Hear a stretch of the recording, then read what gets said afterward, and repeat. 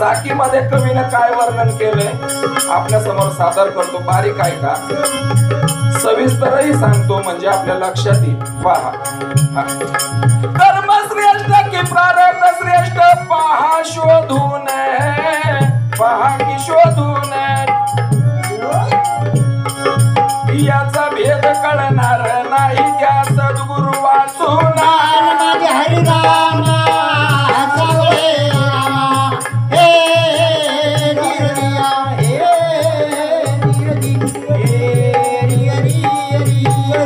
तर पहा सज्जन हो, कर्म श्रेष्ठ की प्रारब्ध श्रेष्ठ. मग कर्म श्रेष्ठ असल का प्रारब्ध श्रेष्ठ असल याचा भेद आपल्याला कळून घ्यायचा असेल तर गुरु माऊलीच्या चरणाशी जायचं. कारण असणाऱ्या अज्ञानाची पालवी बाजूला सारण्याचं काम गुरु माध्यमातून होत असत. मग कर्म कर्म कर्म, मग कर्म म्हणजे काय? तुम्ही म्हणाल आम्ही सकाळी उठल्यापासून सूर्यनारायण उगवल्यापासून मावळेपर्यंत काम करतो शेतात.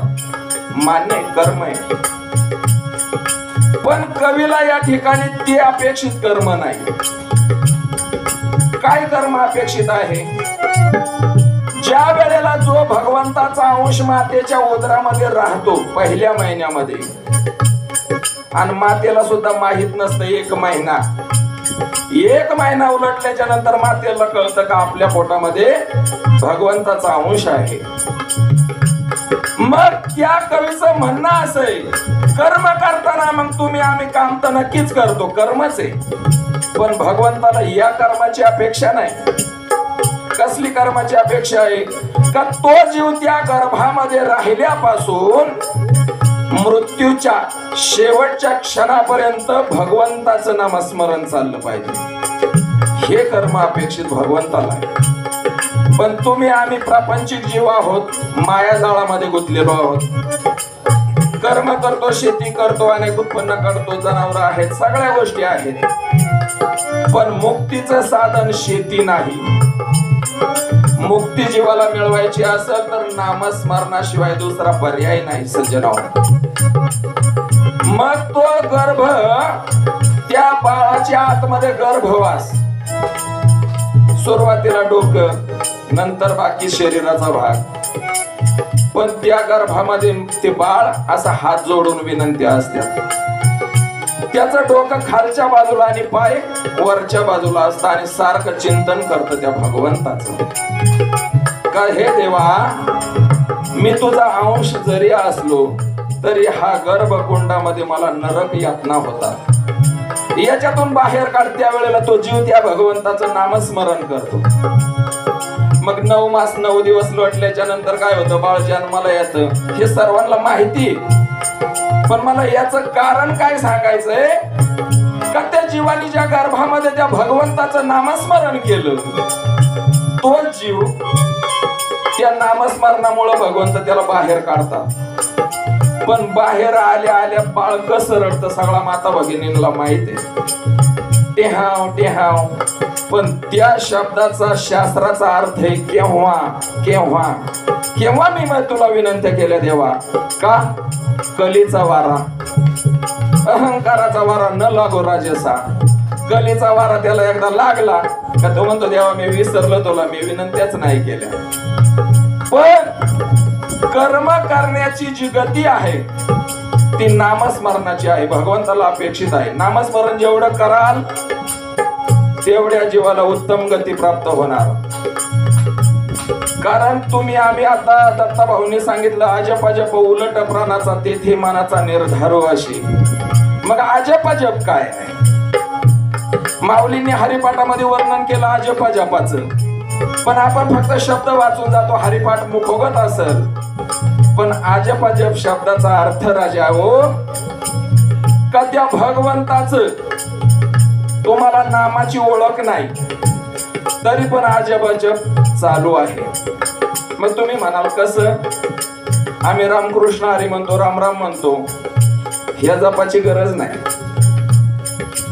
जड देहाला तारण्यासाठी रामकृष्ण हरी म्हटलंच पाहिजे, परंतु तुमच्या आमच्या मत चाललेल्या देहामध्ये अहोरात्र 24 तासामध्ये हे जे आतमध्ये येतो बाहेर जातो म्हणजे श्वास, या श्वासाच्या माध्यमाने चाललेला हा नामजप आहे आणि यालाच माऊली अजप म्हणतात।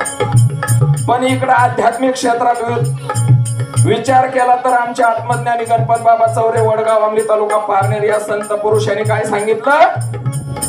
पुरक कुंभक रेचक बाळा डाव मांडीला अंतरा हाटकी प्राण रोधोनी चंडू झोगारीला। मग पुरक कुंभक, पूरक म्हणजे आत घेणे, आपल्या शरीराला कशाची गरज आहे? श्वासाची। पूरक कुंभक भगवंत आपण इथं साठवलेला आहे हृदयामध्ये, इथं साठवायचं म्हणजे हा कुंभक आहे आणि जेवढा वेळ साठवायचा तेवढा वेळ साठवला का पुन्हा रेचक करायचं म्हणजे बाहेर सोडायचं। बाबांचं मत इकडं रे पूरक कुंभक रेचक, माऊली म्हणतात अजप अजप। गणित एकच आहे, फक्त शब्द रचना वेगळी। म्हणून पुढे साकी काय म्हणते पहा, कर्म म्हणजे काय अर्थ घ्यावा समजून, घ्यावा समजून, नित्य नियमन करी प्रयत्न ते कर्म साधा।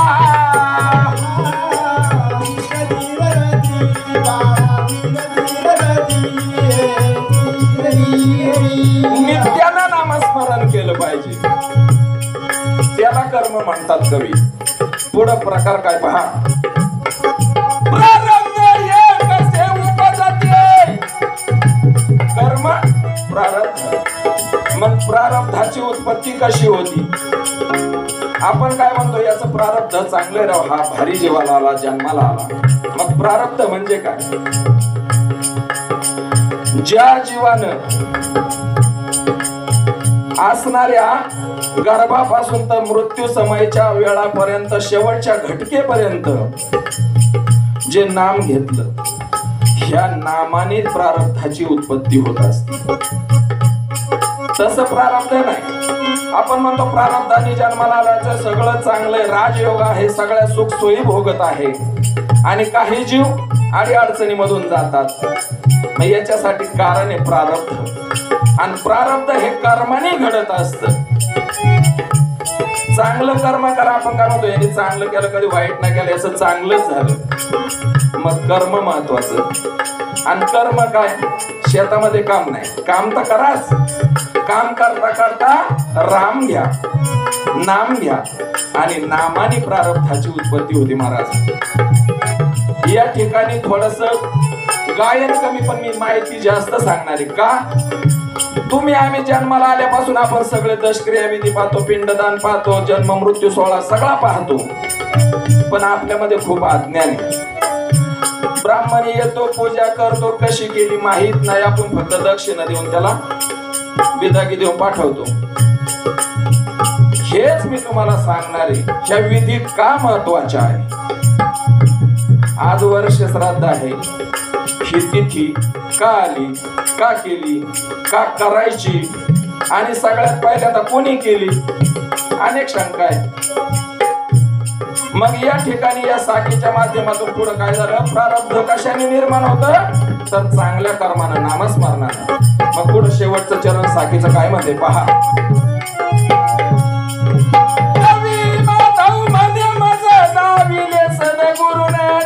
दाविले सद्गुरुने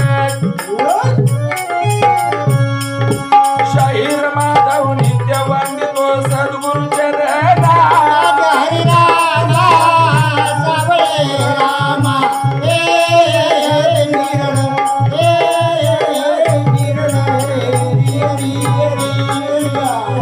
साखी संपली।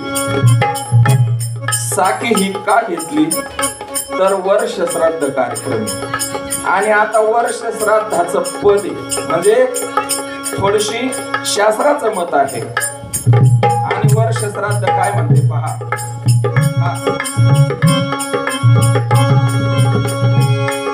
वर्ष श्राद्ध दिनी आज मी गातो कवनाला, गातो कवनाला।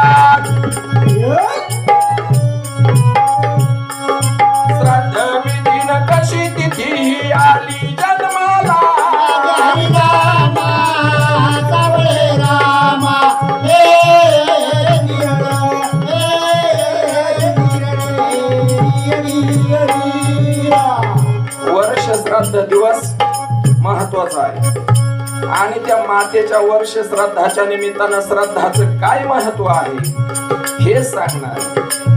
मग त्यामध्ये वर्ष श्राद्ध 1 वर्षाचा कालावधी, पण मध्ये आपला ज्या वेळेस या देहातील आत्मा बाहेर जातो त्या दिवसापासून असणाऱ्या 13 दिवसापर्यंत काय प्रकार होतो हे पाहायचं आणि नंतर वर्ष श्राद्धाकडे जायचं. मग चला, मग त्यावेळेला देवलोकामध्ये जो जीव जन्माला यायचा, जो जन्माला त्याला मरण, मग त्या देवांच्या काळात सुद्धा मरण होत, पण त्यावेळेला वर्ष श्राद्ध हा विधी नव्हता. तुम्ही मनात काही सांगता हे माझ्या खिशातलं नाही. 4 वेद 6 शास्त्र 18 पुराणाचं मत आहे. म्हणून या ठिकाणी देवलोकामध्ये त्यावेळेला जीव जन्माला का त्याला मृत्यू आला, पण मेल्याच्या नंतर त्याचं पितृ तयार होत नव्हतं. आपण पितृदोष, पितृ लागलं, पित्राचं हे आपल्याला अनेक अडचणी ब्राह्मण देवता सांगतात, पण देवांच्या काळात ही भानगड काही नव्हती. मग त्या वेळेला का नाही ब्रह्मदेव होते उत्पत्ती करता. तुम्ही आम्हाला सगळ्यांचा बाप जर म्हटलं तर ब्रह्मदेवाने उत्पन्न केलेलं आहे, अहम ब्रह्मास्मी. मग पुढं प्रकार काय म्हणतो पहा, थोडं गायन थोडं माहिती म्हणजे तुम्हाला पचनी पडत. देवाचे पुत्र म्हणून पोहा येते अवताराला, येते अवताराला. याचा भाग मी तुम्हा सांगतो चित द्या शब्दाला.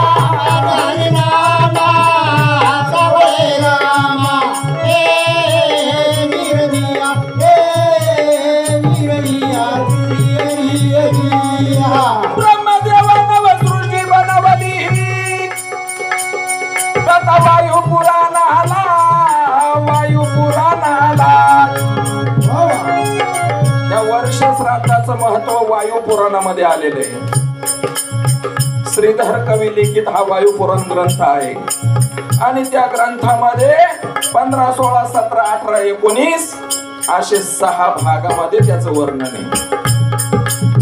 तुम्हाला ग्रंथ दावल्याच्या नंतर तुम्ही पाहू शकता. मी जरी इथं बोललो ग्रंथ तुमच्याकडे दिला तरी वळच्या वळच येणार, कारण हे सहज बोलणं नाही. याच्यासाठी रात्रंदिवस मिळून 24 तास आणि 24 तासामध्ये 18 तास वाचन करणारा मी माणूस, म्हणून एवढं बोलतो. आणि हे बोलण्यासाठी शक्ती सद्गुरु महाराजांची आहे. मग त्यावेळेला जो जीव गेला तो ब्रह्मदेवाचा पुत्र म्हणून जन्माला यायचा. त्यावेळेस पितृगण हा दोष नव्हता. आणि मग एकदा काय झालं, ह्या सृष्टीची रचना ब्रह्मदेवानं केली म्हणजे उत्पत्ती केली. 84 लक्ष योनी 4 खाली जीव जन्माला घातले आणि त्या 84 लक्ष योनीमध्ये ही एक मानव योनी आहे. तो मामा मिळालेला आऊट हाताचा देह 3.5 हात लांबी, 1.25 हात रुंदीचा. प्रत्येकानं आपल्या हाताने आपल्या शरीराचं माप घ्या. 3.5 हात भरणार उंची आणि 1.25 हात रुंदी. याला बाबा आउटपीट म्हणतात. आउटपीटाची काया, मग पायापासून डोक्यापर्यंत तुम्ही जर मोजलं तुमच्या हातानं, कारण उंची लहान मोठी, जर उंच माणसाने आपलं शरीर मोजलं तर ते 3च भरल, पण ज्याच्या त्याच्या हाताने जर मोजली शरीराची लांबी रुंदी तर 1.25 हातच भरणार. कारण तुम्हा आम्हाला जो हा देह मिळाला हा फार मौल्यवान आहे. जपलं तरच सोनं होणार आहे. आणि मग त्यावेळेला गेलेल्या जीवाचं काय व्हायचं, देवलोकामध्ये जीव जन्माला गेला का देवाचाच मुलगा म्हणून जन्माला यायचा. आणि देवाला अशक्य काय आहे मनात येईल ते करणारे. मग ते पितृदोष त्यावेळेला लागत नव्हता. ते लगेच देवाचा मुलगा म्हणून जन्माला यायचा आणि कार्यवाही सुरू. पण एक दिवस काय झालं, त्या ब्रह्मदेवाने या ब्रह्मांडाची रचना केली, सृष्टीची उत्पत्ती केली. आणि त्या वेळेला असणाऱ्या त्या मुलांनी त्या आपल्या असणाऱ्या पित्याची मातेची आपण सेवा करतो ना, अतिथी देवो भव, माता पिता देवो भव. पण ह्या मुलांनी त्या ब्रह्मदेवाची पूजा अर्चा नाही केली, म्हणजे बापाचा शब्द मोडला साध्या भाषेत। आणि मग आपलं जर आपल्या मुलाने काम नाही ऐकलं तर आपल्याला काय येतो? राग येतो। तसाच ब्रह्मदेवालाही आला। आणि मग राग आल्यामुळे ब्रह्मदेवाने काय केलं? आपल्या असणाऱ्या मुलांना शाप दिला। त्यावेळेस शापाची पद्धत होती, मारायची नव्हती। आता आपण काठीने मारतो, चापट मारतो, पण ब्रह्मदेवाने शाप दिला। काय? का तुम्ही निस्तेज व्हाल, चेतनाहीन व्हाल, म्हणजे कुठल्याही कार्याजोगे राहणार नाही, हालचाल नाही, स्तब्ध। आपण नाही बोललो तर हा माईक आवाज देणार नाही, जोपर्यंत बोलणार आहे तोपर्यंत आवाज देणार आहे, पण हा 12 महिना असाच उभा राहिला तर हा काम करणार नाही। तस ब्रह्मदेवाने शाप दिला आणि सांगितलं निस्तेज व्हाल। आता बापाने रागावला, तास 2 तास मुलगा बाहेर निघून जाईन, इकडे तिकडे मित्रमंडळात थोडा वेळ घालवीन, पुन्हा घराकडे येईल, बापाजवळ जाऊन बसल, आईजवळ जाऊन बसल। देह जरी मातेचा पुरुषाचा असला तरी त्या आतमध्ये असणारा अंश भगवंताचा सारखाच। या मातेच्या देहामध्ये जो अंश होता ना तोच तो मामामध्ये आहे, बापाच्या मध्ये जो आहे तोच आपल्यामध्ये आहे। हे झालं मानवापुरतं। मग 84 लक्ष योनीतली एक योनी समजा मानव योनी, मग पशु पक्षी प्राणी किडा मुंगा आहे, सगळ्या गोष्टी, मग यांच्यामध्ये सुद्धा त्या भगवंताचा अंश भरलेला आहे देहाने। पण भगवंताची एक करणी निराळीच आहे। काय करणी? तुम्ही बघा, पक्षी असेल आडवे विहार करतात, पशु असेल गाय बैल म्हैस कुत्रा मांजर उंदीर सगळे पा, मुंगी असेल मुंगळा असेल सगळे आडवे चालतात हो, त्यांचा देह आडवा बनवला। आणि भगवंताने तुम्हाला आम्हाला हा उभा देह दिला तरी आपण सगळे जनावरांसारखीच काम करतो, आडवी, सरळ मार्गी काम नाही का? आपण विसरलो त्या भगवंताचं नाम आपल्यामध्ये अहोरात्र चाललेलं आहे, आणि मग त्या नामाचा विसर पडल्यामुळे आपण सरळ असून सुद्धा आडवीच काम करतो। मग त्याच्यासाठी काय दिलं? नाम साधना। तुम्ही जरी आडवे चालले, शेजाऱ्याचं चांगलं होतं, आपल्या मनात वाईट विचार येतो, त्याला आपण आडवं जातो, म्हणजे काम सर्व आडवी। देह उभा आहे पण काम आडवी, आणि पशु पक्षाला देह आडवा दिला पण काम सरळ। शेतामध्ये बैल जोडी पहा बरं, काकरी कशीच पडते, सरळच पडते। देह आडवा काम सरळ, आणि आपल्याला देह उभा आपलं काम आडवं, दुसऱ्याला आडवं जायचं, चांगलं पाहत नाही ना। म्हणून या कवितेमध्ये पुढे कवी काय वर्णन करतात पहा। आपण आलो कुठपर्यंत? का ब्रह्मदेवाने आपल्या मुलांना शाप दिला निस्तेज व्हाल, आणि त्या ठिकाणी आता पुढे प्रकार काय पहा।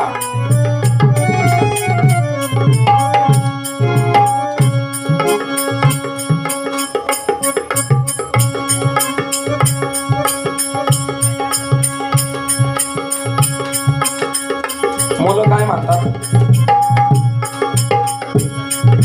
आता बापाचे करू प्रायचित्त वाटे गणाला, पितृ गणाला, त्या वेळेला वकान दिले ते श्राद्ध करण्याला।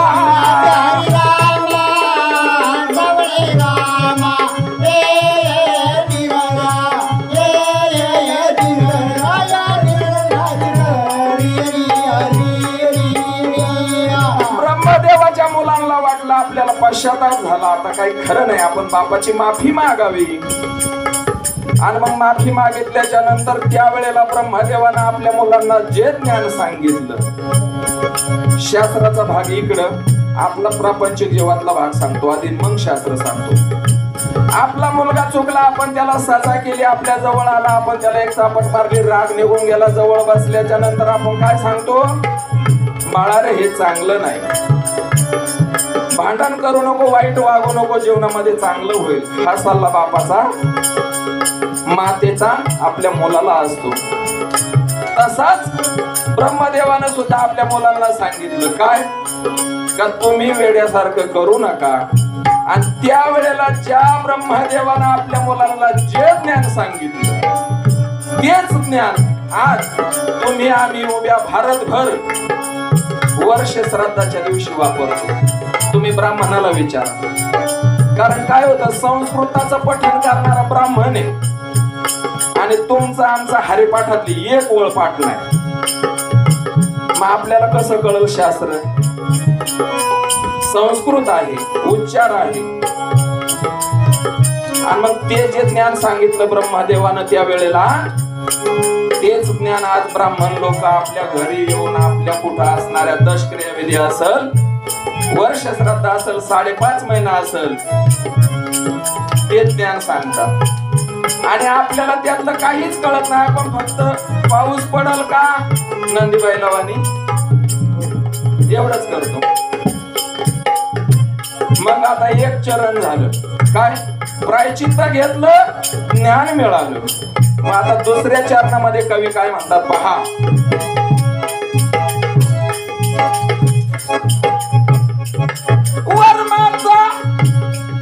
वर्म चुकता फेरा पडे जीवाला, पडतो जीवाला. 16 संस्काराचा सोहळा जीव पाही त्याला.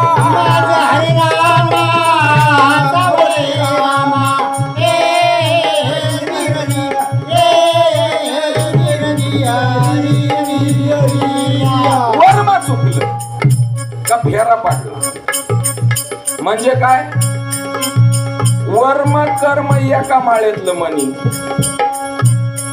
आणि जर वर्म चुकलं का 84 लक्ष योनीचा फेरा ह्या जीवाला पडल्याशिवाय राहणार नाही. का साधू संतांच्या मंडळी आता पुढं कालावधी आलाय, सगळ्या संतांच्या दिंड्या आता पंढरपूरला जाणार आहे. आपली फक्त 10व्याच्या दिवसापर्यंत तिथपर्यंतच जाते. 13व्याच्या दिवशी जी गुणवान मुलं आहे, पुण्यवान आहे, पुण्यात्मा प्राप्त केलेली आहे, सद्गुणी आहे, संस्कार चांगले आहे, तीच मुलं हे असे विधी करतात. त्यांना स्मरण राहतं, त्यांच्या अंतःकरणामध्ये त्या भगवंताच्या हंसाची जाण असते. पण जगामध्ये तुम्ही आम्ही फिरतो, जन्म दिलेल्या माता पित्याची आज काय अवस्था अशी का ते वृद्धाश्रमात आहे. मी एक बाबा असे पाहिले 95 वर्ष आयुष्य आहे आणि 100 एकर जमीन आहे, पण बाबा रस्त्याच्या कडेला भीक मागून खातात.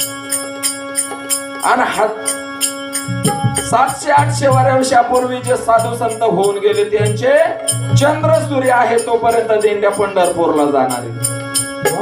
मग त्यांच्याकडे काय नव्हतं, सगळं होतं ना. तुकाराम महाराज सगळ्यात पहिले येतात वर्णीला. 65 लाखांची जागीरदारी होती त्यावेळेस, क्षेत्र होतं, कितीतरी जमीन होती. पण पहिली कर्जमाफी तुकाराम महाराजांनी केली, वाटून टाकल्या सगळ्या जमिनी. नको हे धन, कशासाठी?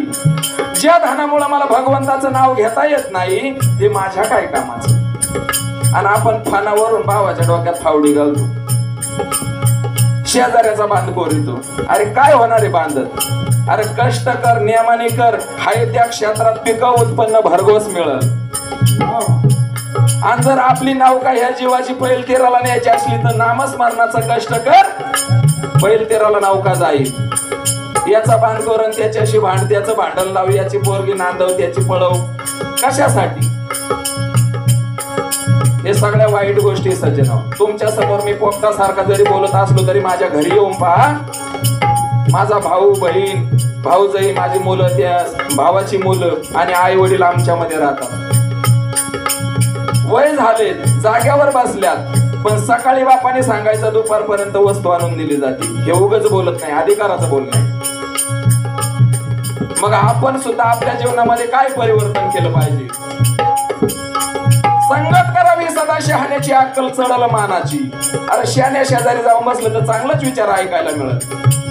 आणि येड्याची संगत गेली तर आपणही वेडे होऊन जाऊ, मग तो किती असो. त्यासाठी शास्त्रातलं पुराणातलं उदाहरण सांगतो वाल्ल्या कोळ्याचं. वाल्ल्या कोळी हा ब्राह्मण होता, पण संगत काय लागली किराताच्या मुलांची.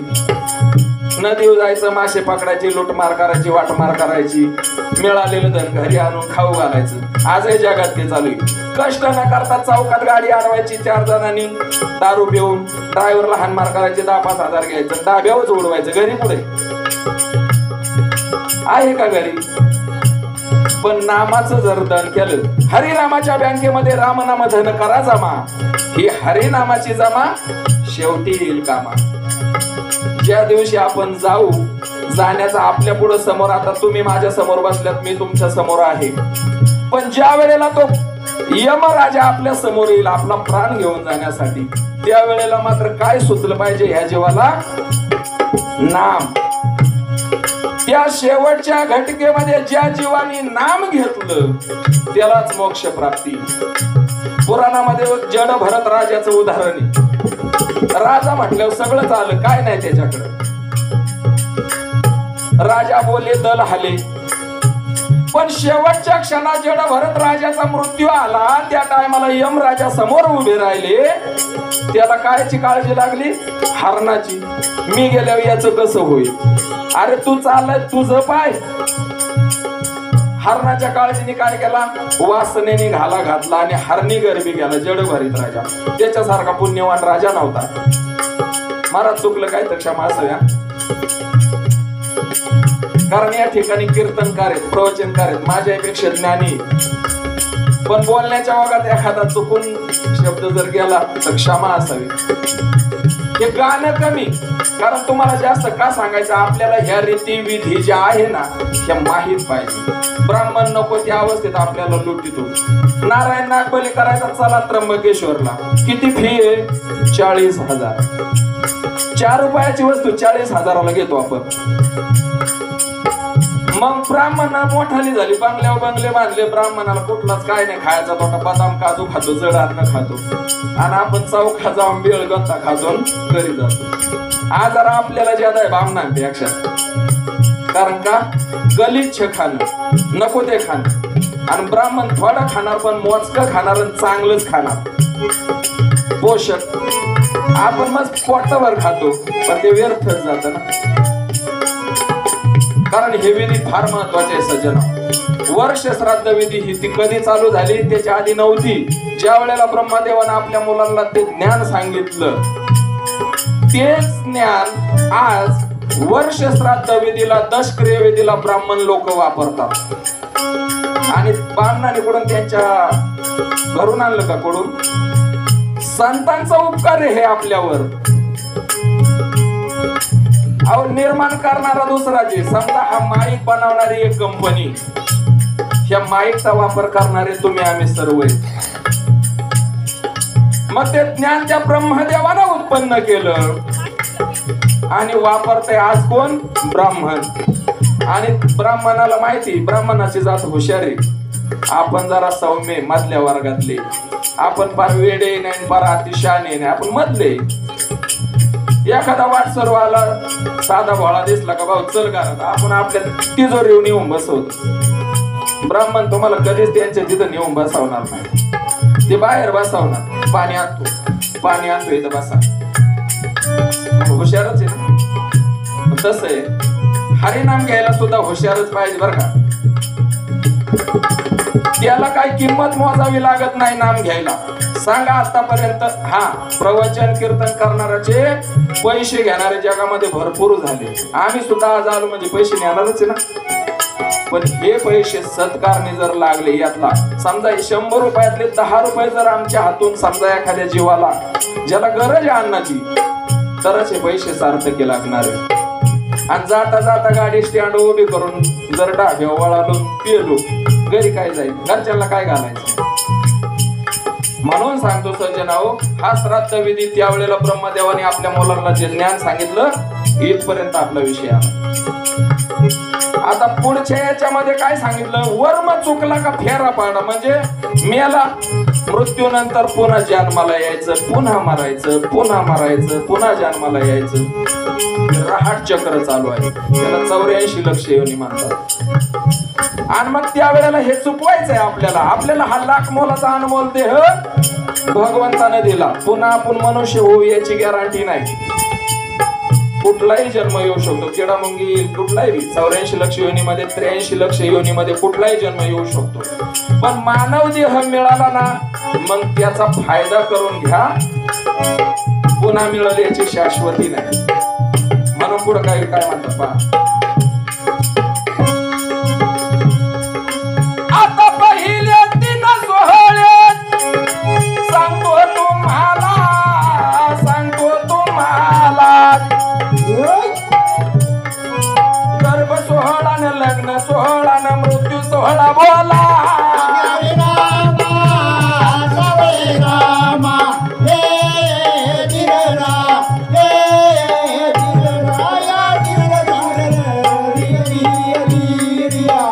संस्कार आहेत. 3 संस्कार मातेच्या गर्भामध्ये असताना, एक जन्माला आल्याच्या नंतर लग्नाचा सोहळा आणि मृत्यूचा सुद्धा सोहळा. शास्त्राच्या मध्ये हा आनंदाचा दिवस आहे. आत्म्याला देहातून बाहेर जाणं म्हणजे आत्म्याला या जीवाला सद्गती मिळण्यासाठी जाणे. पण हे शास्त्राचं मत आहे. पण आपलं काय होतं, आपण माया मोहात गुंतलेला जीव आहोत. आज 1 वर्षापूर्वी आजी आपल्यातून गेल्या. आता या ठिकाणी एक माऊली रडत होती. का? आत्मा जसाच्या तसा आहे. आत्मा जळू शकत नाही, त्याला पाणी वाहून शकत नाही, वारा वाहून नेऊ शकत नाही. आत्मा अमर आहे. फक्त तुमच्या आमच्या मधून देहाने, फक्त त्या मावशी देहाने गेल्या आणि देह मात्र पुन्हा मिळेल याची शाश्वती नाही. म्हणून 3 सोहळे महत्वाचे आहे. पहिला गर्भ सोहळा म्हणजे मातेच्या गर्भामध्ये असणारा गर्भसंस्कार. त्यानंतर आपल्या जीवनातला सर्वात महत्वाचा सोहळा म्हणजे लग्न सोहळा. आणि मृत्यू सोहळा कोणी म्हणल का? सांगा बरं. मृत्यू आनंदाचा दिवस आहे का? नाही. पण आपल्याला त्या देहाचं गेल्याचं दुःख होतं. आत्मा गेल्याचं दुःख नाही. तो जीव आपल्यामधून गेला याचं दुःख जरूर नाही, पण देह आपल्याला पुन्हा पाहायला मिळणार नाही याचं दुःख आहे. आणि म्हणूनच आपण रडतो, मायामोहात गुंतलो. त्या जीवानं, त्या मातेनं जन्माला आल्यापासून त्यांच्या शेवटच्या घटकेपर्यंत जे जे काय कर्म केले असेल, संसारासाठी, मुलाबाळांसाठी, आपल्या पतीसाठी, आपल्या स्वतःच्या जीवासाठी जे काय कर्म केलं, त्या कर्माचं दुःख रडू आपल्याला येतं. पण आत्मा गेल्याचं दुःख नाही राजा हो. कारण आत्मा आपला नाहीच. ज्याचा आहे त्याच्या जवळ जाणार आहे. आपण काय म्हणतो, बाई दिल्या घरी सुखी राहा. लग्न वयापर्यंत बाप सांभाळ करतो, पण शेवटची घटका मात्र तिला त्या सासरीच काढावी लागते. ह्याही मावशी पूर्वीच माहेरामध्ये आनंदाने राहिल्या. इकडे आल्याच्या नंतर कर्म केले. शेवटचा क्षण सुद्धा गोड झाला राजा हो. कारण हा बसलेला समुदाय या मावशीच्या कर्मामध्ये सहभागी. या मावशीने कष्ट केले, परिवार घडवला, चांगले संस्कार केले, शेजाऱ्या पाजाऱ्यावर प्रेम केलं, वेळेला ताटावर आलेला अन्न घास खाऊ घातला. आणि म्हणूनच ही सगळी उपस्थिती. हे त्या आत्म्याचं कर्तव्य होतं. देहाने काय हो, तुम्ही गोरे मी काळा, हा लहान तो मोठा, देहाचं वर्णन सोडून द्या. देवामध्ये 2च कलर आहेत, एक तर गोरा आणि एक तर काळा. यापेक्षा निळा पिवळा हेरा कोणी असा माणूस आहे का? नाही. मग हे 3 सोहळे जीवनामध्ये आल्याच्या नंतर, गर्भ सोहळा, नंतर लग्न सोहळा आणि शेवटचा मृत्यू सोहळा. मग राहिले सगळे 16 प्रकार आहेत. मग या 16 प्रकारामध्ये 3 प्रकार म्हणजे हे सोहळे, गर्भ सोहळा, लग्न सोहळा आणि मृत्यू सोहळा. 3 आपण आहे तोपर्यंत. पण बाकीचे 13 जे सोहळे आहेत हे आपल्या मृत्यूनंतर होतात. कारण जास्त सांगतो, गाणं कमी, का तर तुम्हाला लक्षात यावं.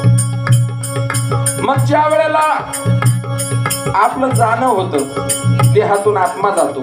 आपण अंत्यविधी पाहिलेले भरपूर आहेत. अंत्यविधीला गेल्याच्या नंतर, आपण त्या स्मशानामध्ये गेल्याच्या नंतर आपल्याला स्मशान वैराग्य प्राप्त होतं. त्यावेळेला आपण काय होतो, नाही रे काय जीवाचा भरवसा आहे, आज आहे उद्या नाही. फक्त ते स्मशान वैराग्य. आणि स्मशानातून बाहेर आलो का आपण ते विसरून जातो, पुन्हा प्रपंचामध्ये गुंततो, विसर पडतो. पण एक दिवस तुम्ही आम्ही जाणार आहे, आपल्याला काळाची भूल पडली, सदैव काळ पाठी लागलेला आहे. मग मिळेल तेवढं आयुष्य सज्जना हो सार्थकी लागलं पाहिजे. प्रत्येकाचं मग प्रारब्धाचा विषय निघला, प्रारब्धानी जीव जन्माला येतो. पाप पुण्याची बरोबरी झाली पाहिजे. जर तुम्ही नुसतंच पुण्य केलं तरी जीव जन्माला येत नाही. मग तुम्ही माणसानं वेड्यावानी काही सांगतो का? त्या जीवाला मोक्ष गती प्राप्त होती, येणे जाणे फेरा त्या जीवाचा चुकतो जास्त पुण्य केल्यावर. आणि पापाची पुण्याची जर बरोबरी असेल तर तो जीव महाराज जन्माला येतो, त्याला यावंच लागतं. कारण भगवंत त्या जीवाच्या हातून अनेक कार्य करून घेणारे असतात. म्हणून पाप पुण्याची बरोबरी पाहिजे.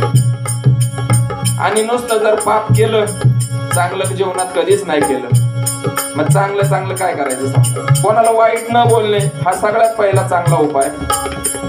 एखाद्याचं आपल्याला पाहत नाही, आपण तिकडं पाहायचं. मनामध्ये तिरस्कार दुसऱ्याविषयी उत्पन्न करायचा नाही. जे आपलं आहे त्याच्यात आपण समाधानी पाहिजे, याला म्हणायचं चांगलं. पण ते तसं होत नाही, रीस निर्माण होती. शेजाऱ्याने गाडी घेतली, माझी फॉर्च्युनर आली पाहिजे. शेजाऱ्याने विहीर खांडल्या, माझ्या 2 विहिरी झाल्या पाहिजे. आज कशासाठी? मग हरिनाम घ्या, हरिनामानं सगळ्यावर मात होते शास्त्राचं मते. आणि नाम घेण्याचं जे साधन आहे त्या नामाच्या साधनाने हा देह तारला. याचं कारण उदाहरण सांगतो. ज्ञानेश्वर महाराजांनी जिवंत समाधी घेतली आळंदीमध्ये. इच्छा मरण, मी आज ह्या वेळेला इतक्या तारखेला या वेळेला जाणार, माऊली गेले. आणि सदेह म्हणजे देह घेऊन वैकुंठाला गेलेले तुकाराम महाराज कशाने गेले? नाम. मग ते जर जाऊ शकतात, त्यांच्यामध्ये आत्मा का वेगळा होता का? तुमच्या माझ्यामध्ये जो आहे तोच त्यांच्यामध्ये होता. फक्त त्यांनी काय केलं? नाम घेतलं, नाम घेतलं आणि नामाने सहदेव वैकुंठाला गेले. मग नाम घ्यायचं, पण भक्ती पाहिजे. एका गोष्टीने नाही, नगरला जायचंय पण 5 मार्ग आहे. तसं भगवंतापर्यंत जायचं ना, मग मार्ग अनेक आहे, पण आपल्याला एक मार्ग ठरवून दिलेला आहे. मग देव पाहायचा, देवाला पाहायचं. प्रत्येकाची अपेक्षा देवाने आपल्याला भेट द्यावी, देवाने आपल्या समोर उभं राहावं. पण काय झालंय हल्ली जमान्यामध्ये, कलियुगाचा वारा आहे. टीव्ही, मोबाईल याच्यावर ज्या मालिका दाखवल्या जातात ते चित्र आपल्या ह्या बावलीवर बसलेले. म्हणून आपण काय झालो, खरा भगवंत विसरलो आणि नको त्या देवाच्या नादी लागलो. मग खरा देव कुठे? साधू संत सांगतात इथंच आहे बाबा, इथंच आहे, शोधून पाय. मग देवाला शोधावा लागेल. देव कुठे? आपल्या जवळ आहे, तुमच्या जवळ आहे, माझ्या जवळ आहे. चराचरात भरून उरला, जळीस्थळी काष्टी पाशाणी भरून उरला तो भगवंत. अशी जागा नाही रीती का तो तिथं नाही, पण तो पाहायचा आहे. पण आपल्याला अज्ञानामुळे पाहता येत नाही. साधू संत तुकाराम महाराज भंडाऱ्या डोंगरावर जाऊन बसायचे. कशासाठी? देवच पाहण्यासाठी. का करमत नव्हतं घरी? बायका मुलांमध्ये कोणाला करमत नाही? हा, परिवारामध्ये आपल्याला करमतं का? आता जरी मी या ठिकाणी कार्यक्रमाला असलो तरी माझं लक्ष कुठे? पोरं काय करतात, बायको कुठं कामाला गेली. पण तुकाराम महाराजांचं भंडाऱ्यावर एकांती जाऊन बसायचं कारण फक्त भगवंताला पाहायचं. आणि मग त्यांनी त्यावेळेला एक अभंग करून ठेवला, देव पहावय अशी गेलो आणि देवाची होऊनी. ज्या वेळेला देव मला भेटला त्यावेळेला मीच देव झालो. आता सांगू कसा देव कसा? सांगता येत नाही. देव काळा गोरा रंगानं बिलकुल नाही. देव याच्यासारखा त्याच्यासारखा तुमच्यासारखा हा नक्कीच नाही. देव पाहायची वस्तूच नाही. तुम्ही म्हणाल हा मूर्खासारखं बोलतो, तसं नाही. देव हा अनुभवायचा आहे. देवाचा अनुभव घ्यावा लागतो. आपल्या मनात जे जे मनी इच्छिले स्वप्नी काय म्हणतात ना, मनी वसे ते स्वप्नी दिसे. मग भगवंत अनुभवायचा. आपल्या मनात भगवंताविषयी जर ओढ निर्माण झाली आणि ठरवलं का मला आता हे पाहिजे, अनुभूती येते म्हणजे देव आहे. अशा पद्धतीने या ठिकाणी 2 चरण पूर्ण झाले. या दोन्ही चरणामध्ये कवीचं म्हणणं एकच आहे, फक्त नाम घ्या, नाम घ्या, नाम घ्या आणि नामाने जीव भगवंताजवळ जाऊ शकतो. आता 3ऱ्या चरणामध्ये आपल्याला ह्या मातेविषयी बोलायचं आहे. कारण 3ऱ्या चरणामध्ये काय सांगितलं, 13 दिवस म्हणजे 13वा दशक्रिया हे विधी आहे. आज वर्ष श्राद्ध. मग ज्या वेळेला हा जीव आपल्या देहामधून बाहेर जातो त्यावेळेला 10 दिवसांनी दशक्रिया विधी येतो. आणि आपल्या सर्वजणांना माहित आहे ज्ञान म्हणजे पिंडदान कशा पद्धतीने केलं जातं. आपण असणाऱ्या संगमावरती जातो जिथं पाणोथा म्हणतात. त्या पाणोथावर गेल्याच्या नंतर त्या ब्राह्मणाच्या हातून आपण त्या ठिकाणी वाळूचं काय बनवतो, एक पिंड बनवतो. आणि त्या पिंडीच्या 3 कोपऱ्यांना 3 काठ्या राहतो म्हणजे छोट्याल्या काठ्या. त्याला घेरू मध्ये तुमच्याकडे करतात का माहित नाही, पण आमच्याकडे आहे. त्या जीव खडा आपण जो ज्या ठिकाणी बांधून ठेवलेला असतो, स्मशानामध्ये 3 फेरे मारले का त्या माठाला एक खडा मारायचा. मग तो खडा, त्या जीवरूपी खडा तो त्या दगडामध्ये आपण बाहेर झाडाला बांधून ठेवतो आणि दशक्रियेच्या दिवशी विधीला नेतो. मग ते 3 आपण झेंडे रवले जाते त्या ठिकाणी म्हणजे ब्राह्मण रवतो आपण नाही. 3 मडके, त्यावर 3 कणिकाच्या दामट्या, त्याच्यावर भाताचे गोळे, जव, सातू, तीळ, त्याला मध लावली जाते आणि ब्राह्मण मंत्रोच्चार करीत असतात. आपण फक्त डोळ्यांनी पाहतो. परंतु हे सांगण्याचं कारण एकच का ज्या वेळेला दशक्रिया विधी केला जातो त्यावेळेला ब्राह्मण देवाचं असणारं मुख या दक्षिण दिशेला असतं आणि पिंडाचं मुख उत्तर दिशेला असतं. 4 दिशा आहे, पूर्व, पश्चिम, दक्षिण, उत्तर. पण ह्या काय अशाच आल्यात का, याला काहीतरी शास्त्र असलं पाहिजे. मग त्या दशक्रिया विधीमध्ये बसल्याच्या नंतर आपण पाहतो 3 झेंडे रवले जातात, त्याला त्या पताका लावल्या जातात, त्याच्यावर कणिकाची गोळी लावली जाते आणि ब्राह्मण बाप्पा बसलेले असतात आणि आपण सर्व गणगोत्र त्यांचे आजूबाजूने बसलेला असतो. काय कारण आहे, तुम्ही जन्माला आल्याच्या नंतर त्या भगवंताचा वैष्णव धर्म स्वीकारला का नाही हे त्या ब्राह्मणाला काय माहिती. माझ्या गळ्यात पांडुरंगाची माळ, तुमच्या गळ्यात पांडुरंगाची माळ, त्या बसलेल्यांमध्ये 2 तरी माणसं अशी असतील का त्यांच्या गळ्यात माळ नाही. मग ज्या जीवाने पांडुरंगाचा वैष्णव धर्म स्वीकारला नाही त्या जीवाला त्या दशक्रिया विधीच्या वेळी म्हणजे तो जीव त्या जीव खड्याने त्या पिंडावर ठेवलेला असतो आणि ब्राह्मण त्याला सुरुवातीला वैष्णव बनवितो. त्या जीवाला ब्राह्मण देवता वैष्णव बनवितात आणि नंतर पुढचा विधी करतात. 3 पताका, ध्वजा याचं महत्व झालं. त्यानंतर त्या पिंडावरती जीव खडा प्लस 3 मडके, 3 कणिकाच्या दामट्या, त्याच्यावर भाताचे गोळे, जव, सातू, तीळ, त्याला मध लावली जाते. याचं काय कारण आहे, आपण कधी असा विचार केला नाही, आपल्याला कोणी सांगितलंही नाही. ब्राह्मण येतो, बडबड करतो, निघून जातो आणि आपल्या जीवात कधी अंतःकरणात वाटलं नाही का हे काय असावं. जर समजा उदाहरण सांगतो, मला वडील आहेत, मग त्या वेळेला त्या पिंडावर जे 3 गोळे आहेत, जर ज्या मुलाचा वडील जिवंत असेल तर त्या वेळेला आजा पांजा खापर पांजा, आणि जर वडील आपल्याला नसतील तर बाप आजा पांजा, असे ते 3 गोळे, 3 मडके, ते 3 घट असतात. आणि त्याच्यावर ठेवलेले जे भाताचे गोळे आहे हे त्या पितरांचं खाणं आहे. पण त्या ठिकाणी कावळ्याला फार महत्व दिलेलं आहे. थोडं बारकाईने ऐका, कारण का हे तुम्हाला पुन्हा परत कुठं ऐकायला मिळायचं नाही. आणि म्हणून सांगतो, गायनचं मी तसं 2 तास करेल, 4 तास करेल. काय गाणं म्हणून करता, डोलकी वाजल ही म्हणतील, मी म्हणणार, तुमच्या काय डोक्यात यायचं. पण ही माहिती सूक्ष्म आहे. 18 तास वाचन करतो, अभिमान नाही सांगत, गर्व नाही, सद्गुरूची कृपा आहे आणि त्याच्यामध्ये सापडलो म्हणून सांगतो आज. मग त्या भाताच्या गोळ्याला तो कावळ्याचं महत्व का आहे तर पूर्वीच्या काळी राम लक्ष्मण सीतामाई वनवासाला होती, सगळ्यांना माहिती. त्यावेळेला कावळ्याच्या रूपामध्ये सुदर्शन नावाचा एक जीव तपश्चर्या करीत होता. पण सीता मातेचं लावण्य रूप पाहिल्याच्या नंतर त्या कावळ्याला वासना उत्पन्न झाली आणि मग काय झालं, त्यावेळेला प्रभू रामचंद्र झोपलेल्या अवस्थेत होते आणि लक्ष्मण दादा त्यांचं राखण करीत होते आणि त्या ठिकाणी तो कावळा आला सुदर्शन नावाचा.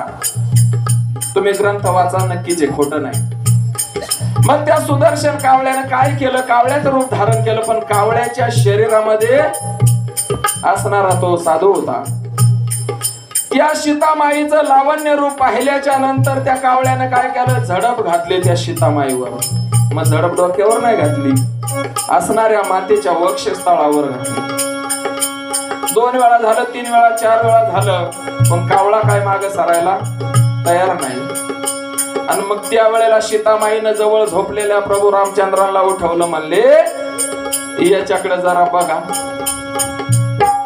आणि मग त्या वेळेला पाहिलं, प्रभू रामचंद्राने ओळखलं का रे हा कावळा नसून याच्यात कोण आहे, सुदर्शन आहे नावाचा. मग त्या वेळेला धनुष्य आणि बाण हीच अवजारं होती, हत्यारं होती, शस्त्र होती. पण प्रभू रामचंद्रानं तसं केलं नाही. काय केलं, जवळची असणारी दर्भाची काडी उचलली. ज्या वेळेला दशक्रिय विधीमध्ये कावळा आपल्या शिवत नाही त्या टायमाला ब्राह्मण दर्भाचा कावळा बनवतो आणि पोटामध्ये घालून पिंडला काक स्पर्श करतो. पण त्या 3 गोळ्याचं महत्व पाहिलं, त्या 3 ध्वजाचं महत्व पाहिलं, पण आपल्या मधून गेलेला जो जीवात्मा आहे त्या दशक्रियेच्या विधी आपल्याला समाजाला पाहायला मिळतं. सज्जनाओ, त्या जीवाला गती कोणती मिळाली आणि डोम कावळा महत्वाचा. प्रभू रामचंद्राने ती काडी उचलली आणि त्याच्या दिशेने सोडली गेली. ती जाऊन त्या कावळ्याच्या बोबळामध्ये घुसली. आपल्याला 2 बोबळ आहे, कावळ्याला 2 आहे, पण ते एकच आहे. ज्यावेळेस इकडं पाहिजे त्या टायमाला इकडचा त्याचं बोबळ इकडच फिरतं, त्याला इकडं दिसत नाही. एकच बोबळ आहे कावळ्याला. हा त्या प्रभू रामचंद्राने मारलेल्या काडीचा प्रभाव. मग तो डोमा कावळा असणारा त्या दशक्रिय विधीमध्ये आल्याच्या नंतर आपण पाहतो पिंडाच्या कडेने बसतात. जर समजा कावळ्याने पूर्व दिशेने त्या भाताच्या गोळ्याला चोच मारली, शास्त्र पूर्व दिशेने जर कावळ्याने त्या भाताच्या गोळ्याला किंवा त्या ध्वजाला जर चोच मारली तर आपण समजून जायचं आपल्या मधून जो जीव गेला त्याला पुण्यद्वारातून जागा मिळाली पूर्व दिशेने. आणि जर त्या कावळ्याने पश्चिम दिशेने त्या गोळ्याला चोच मारली, पुण्य पाप, पश्चिम दिशेला पापाची बाजू. आणि या दोन्ही बाजू जर सोडता त्या कावळ्यानं ब्राह्मण काका बसले त्या बाजूने जर काक स्पर्श केला गेला तर येणे जाण्याची फेरा चुकला त्या जीवाला. शास्त्राचं मत आहे, खात्रीपूर्वक सांगतो, ही त्या विधीचे महत्व आहे. ब्राह्मण आपल्याला सांगणार नाही हो, याचं नाव भेदी की साधा बाण आहे, डबडोल की तुंतुन, पण याचं नाव काय, भेदिक. ह्या शास्त्राचा भेद केलेला आहे, पारख झालेली. जशी अशुद्ध हिऱ्याला हिरकणीमध्ये घालून पैलू पाडलं जातात तसं ह्या ज्ञानाला हिरकणी, सद्गुरु नावाची हिरकणी त्याच्यामध्ये घातल्याच्या नंतर हे पुढे येतं. असा हा ज्ञानाचा भाग आहे. मग आता 16 संस्कार झाले, त्यापैकी 3 मृत्यूपर्यंत आणि 10वा ते 13वा याच्यामध्ये 13 संस्कार मिळून 16 झाले.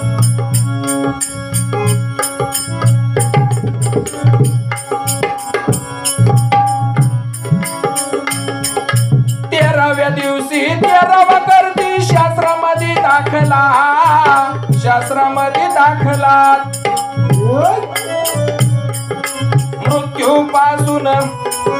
मृत्यूपासून 13 दिवस आत्मत्यावर जागेला.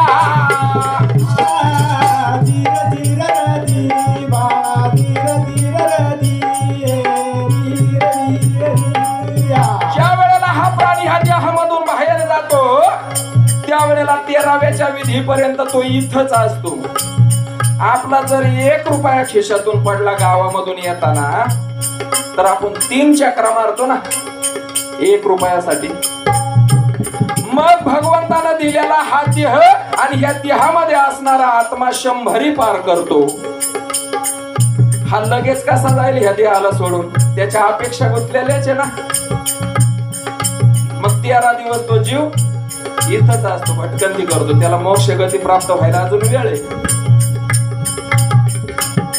मग 13 दिवसांनी 13वा केला का 13 आणि ते 3 16 झाली. मग पुढे ह्या जीवाला काय होतं पहा. मग पुढे चालला 13 दिवसाचा विधी 13वा झाला का त्या आत्म्याला पुढचा प्रवास करावा लागतो. तोपर्यंत तो इथंच आहे. मग जाता जाता जाता जाता आपल्याला जसं आपण नगरला निघलो तर स्टेशन लागतात मध्ये, तसं ह्या आत्म्याला 13व्याच्या दिवशी 13वा विधी केल्याच्या नंतर त्याला स्वर्गद्वाराकडे जायचंय, म्हणजे वैकुंठामध्ये जायचंय. मग वैकुंठाकडे जात असताना जशी स्टेशन लागतात तसं ह्या जीवाला 13व्याच्या दुसऱ्या दिवसापासून काही 48 दिवस वैतरणा नावाची नदी लागती. आणि त्या वैतरणा नदीमध्ये पाणी वाहत नाही सज्जनाओ.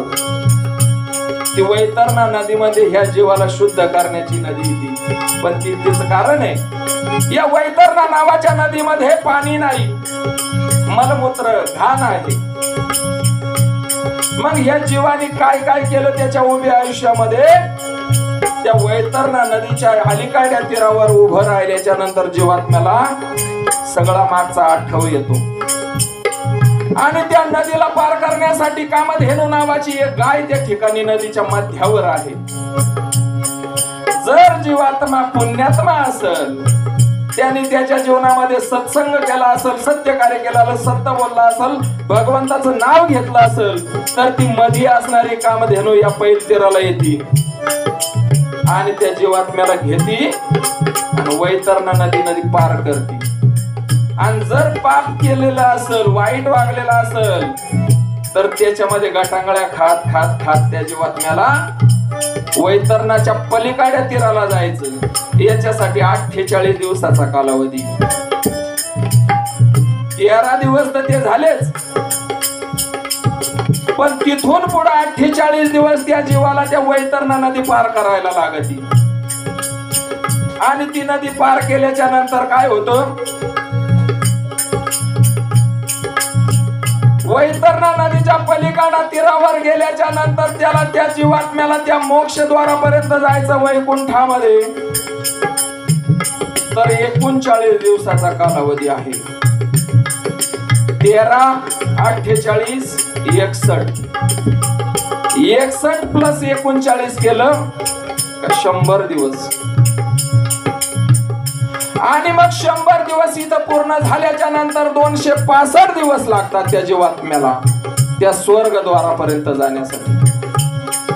आणि 265 दिवसाचा कालावधी लोटल्याच्या नंतर त्या स्वर्गद्वारावर हा जीवात्मा जातो. आणि त्यावेळेला मात्र 100 आणि 265 जर जुळवलं तर 365 अंक होतो आणि वर्ष पूर्ण होतं. आणि म्हणून 1 वर्षाने हा श्राद्ध विधी, वर्ष श्राद्धच नाव आहे त्याचं. मग 265 दिवसांनी जीवात्मा जर त्या मोक्षपुरीच्या त्या वैकुंठाच्या द्वारावर गेला तर त्या ठिकाणी काय लगेच आतमध्ये घेतात का? तिकीट आहे तिथं. चित्रपट पाहायला तिकीट भरतो, तमाशा पाहायला आपण तिकीट भरतो, तसं तिथे तिकीट आहे ह्या जीवाला, लगेच आत एंट्री नाही. मग तुम्ही म्हणाल कसं? जसं आपल्या भावकीमध्ये आपल्या शेजाऱ्याबरोबर आपलं पटत नाही, भांडण होतं, आपलं भांडण कोर्टामध्ये जातं. त्या ठिकाणी आपले वादी आणि प्रतिवादीचं भांडण कोर्टामध्ये गेल्याच्या नंतर त्याचा वकील आणि आपला वकील आपल्या बाजू समजावून घेऊन जज पुढे मांडतो आणि सारासार विचार करून जज आपल्याला न्याय देतो.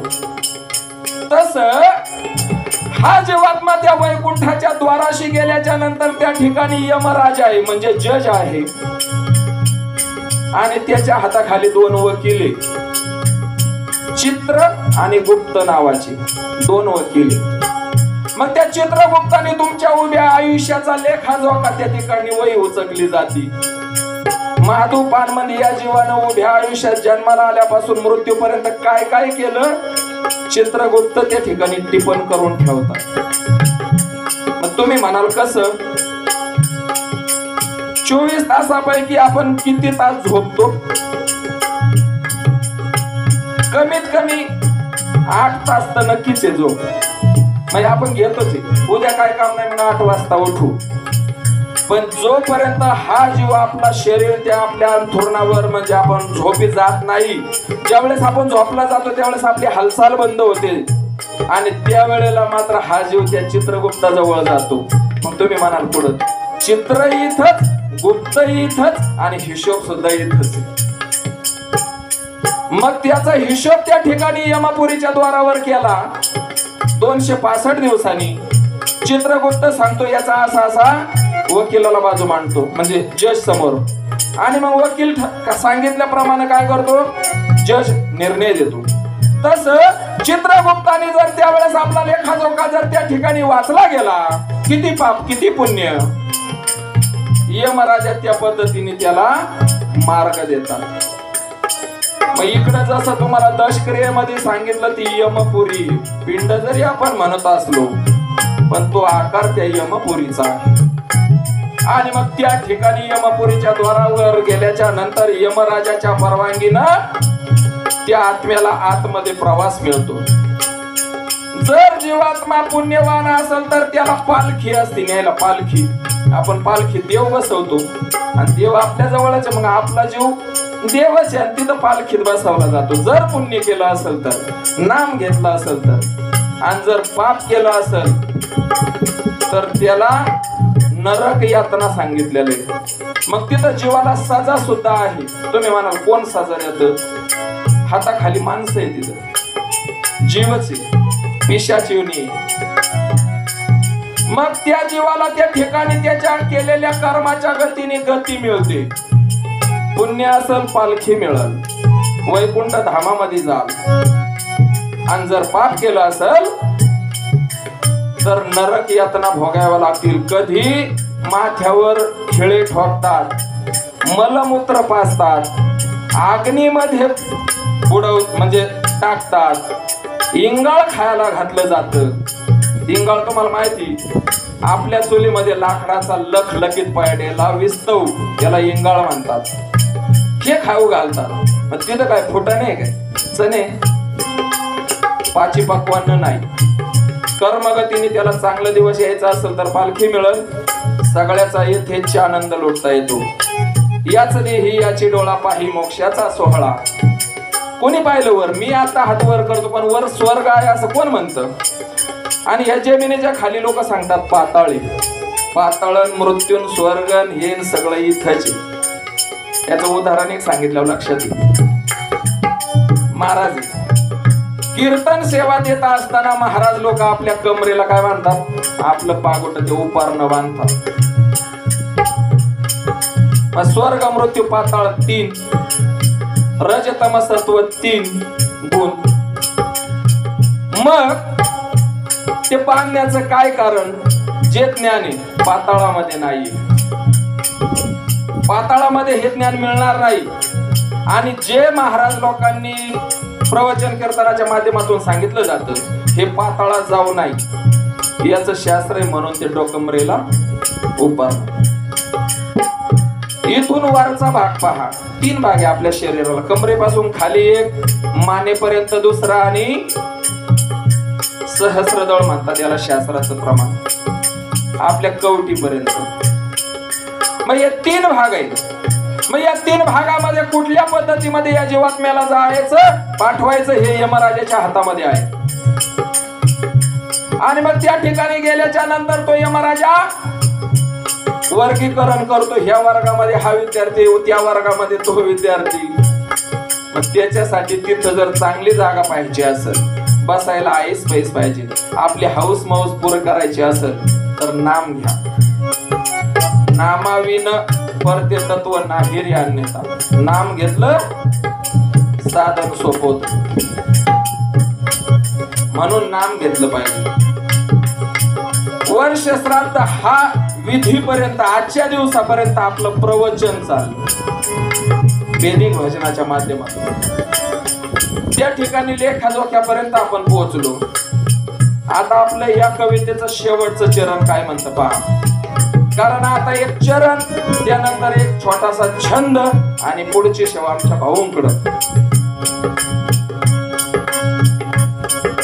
त्या ठिकाणी व लेखाजोखा लागे हिशोबाला, लागे हिशोबाला. तेव्हा मग आत्मा जाई तो स्वर्ग द्वाराला. हरे रामा सावळे रामा जय वीरा जय वीरा कवी माधव कवन करी तो आज समयाला, आज समयाला. गुरु धर्म वस्तात माझन ज्ञान दिल मला. हरे रामा सावळे रामा जय वीरा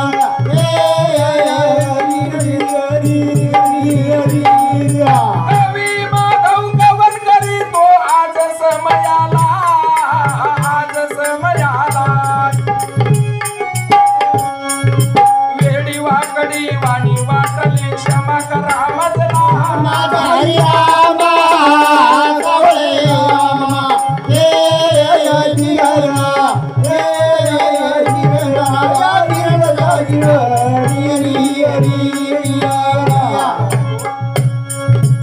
वर्ष श्राद्ध का करायचं पहिलं कुणी घातलं ही तिथी कुणी आणली, हा सविस्तर वृत्तांत माझ्या बुद्धीप्रमाणे सद्गुरु कृपेने आपणासमोर सादर केला. याच्यामध्ये जर काही चूक वाटली असेल सज्जनाओ, तो माझ्या बुद्धीचा दोष. जे चांगलं वाटलं असेल ते नक्की घरी ना त्याच्यावर चिंतन करा, सत्संग घडेल. पण या ठिकाणी जे चुकीचं ते मला द्या, कारण माझ्या चुकीला माफी करणारे माझे सद्गुरु भक्कम आहे. म्हणून आतापर्यंत आपणा समोर प्रवचन रूपी सेवा वेदिकाच्या माध्यमातून केली आणि या ठिकाणी एक छोटासा छंद किंवा अभंग आणि पुढची सेवा दत्ताभाऊंकडे.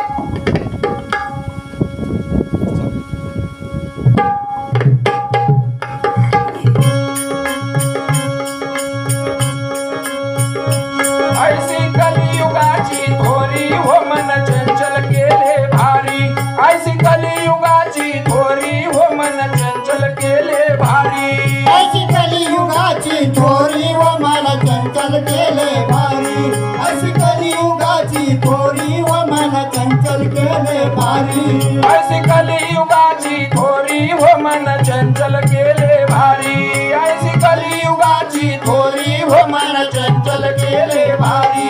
अशी कलियुगाची थोरी व मला चंचल केले भारी.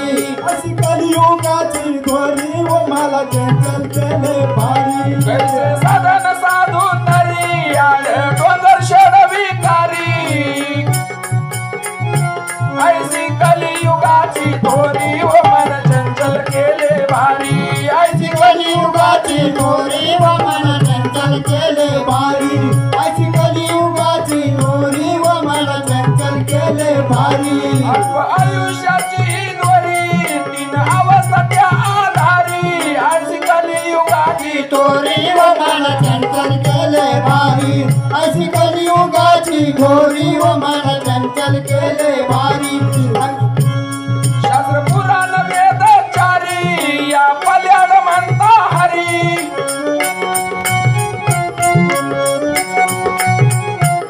ऐसी कलियुगाची थोरी व मला चंचल केले भारी. अशी कलियुगाची थोरी व मला चंचल केले भारी. गुरु धर्म कृपा करी कवी माधव चरणावरी. अशी कलियुगाची थोरी व मला चंचल केले भारी. अशी कलियुगाची थोरी व मला चंचल केले भारी. ऐसी कलियुगाची थोरी हो मन चंचल केले भारी. ऐसी कलियुगाची थोरी हो मन चंचल केले भारी. अशी कलियुगाची थोरी व मन चंचल केले भारी अशी कलियुगाची थोरी व मन चंचल केले भारी. धन्यवाद. आपण सर्व मंडळींनी या ठिकाणी शांत चित्तानं ऐकलं. वादक मंडळींनी छान साथ दिली.